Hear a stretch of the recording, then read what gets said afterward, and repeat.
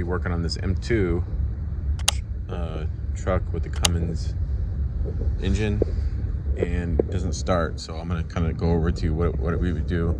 No starts. Troubleshooting, no crank. That's what we're gonna be doing. All right, we're gonna go up here. You can see the key. When you first got into it, let's see the lights are on.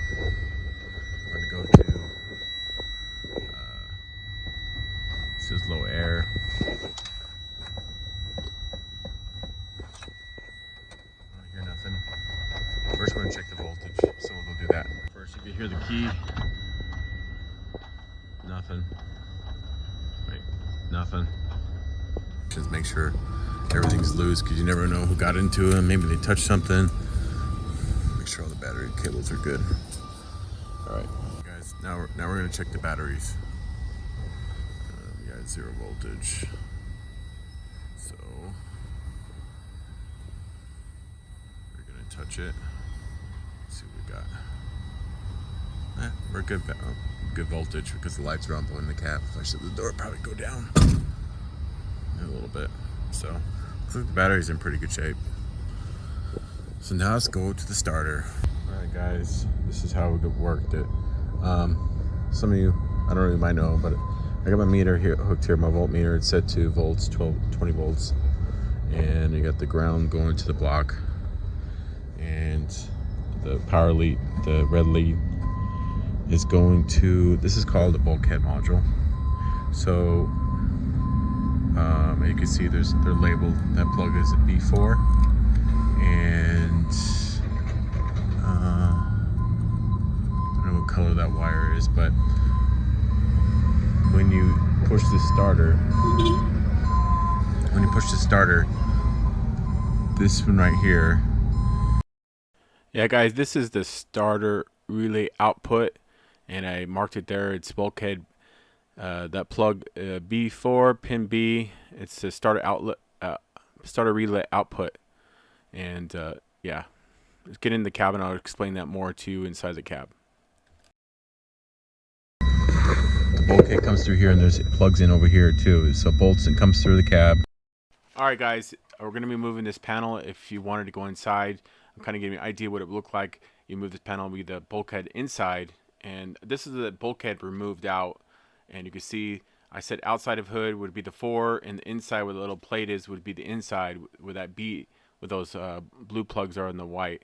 So when you try to start it, you turn the ignition, and it sends a signal to the ignition, to the dash, and out to this bulkhead, to that middle pin, middle plug, which is B7A6 pin in.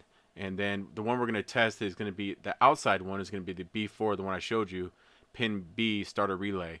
And like inside, if we're not going to test this, but if you find problems, you would test this next, would be B7 pin A6, and if you have problems, you would look behind, but past this into the ignition and stuff. So we're going to test the outside now. So we're going to test B4B outside plug right now.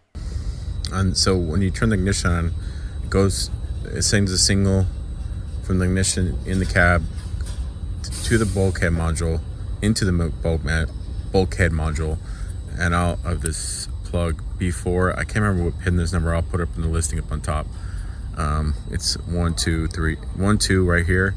You can see where I back probed in, and I'm going to show you when I turn the ignition on. It doesn't start, but all right, guys, we're using this meter as before we showed. I always had the pin in B4, plug B4 pin B, and you can see right now I'm turning the starter, and I'm not getting anything, but it's still, the signal is coming output of the starter on that pin B4B to the starter relay. So you know that the bulkhead is fine all the way inside the cab because the output came out. So that output goes to the starter relay. So it goes, it goes under the harness down, and comes to the starter solenoid. Now you could take your voltmeter, and you could take a jumper wire and connect it there to one of those pins, and you want to see if that signal from the output of the B4B is sending this signal from outside of the engine to down to the wiring harness to this relay. And you can go start troubleshooting that, and you would do one there. If you got the signal, oh yeah, I got the signal, and then you got to make sure that relay is activating on the other side of the wire. And if that's activating, you know the starter's bad. And some people don't like to replace that relay. You can even use your power probe and just connect it and hear it buzzing. Before anything else, you don't have to do all that. I'm just kind of showing you other tests if you get in depth, if you try to start it, and you can send your power probe, or you can go right to here and just right in the first and see if you're getting power at the solenoid, and then you know that there's something wrong with the relay or the starter. You can either or. You can a lot of times you just smack it with a hammer to get them off the road. Sometimes it works, sometimes it doesn't, and sometimes the starter gets stuck in the ring gear. And a lot of these have access, so you can take plugs out. They have access plugs by the belt housing, and you take it out, and there's a ring gear, and you can just spin it around, and you hear a clunk, and the starter gear gets stuck in the ring gear, and it usually starts. Just know if it failed once, it's going to fail again. It might last, I don't know, 6 months. It might last a couple days, especially if you're going long runs. If you want to risk it, I don't know if I would, but locally. But the problem is locally you start a lot too. You go in and out. So if you're locally, it'd be even worse, because if you're long haul, you might go 1,000 miles without starting the truck again. But if you're local, you might want to get that plug replaced. So as you can see, I'm hitting it with a hammer, and let's see if we get it started.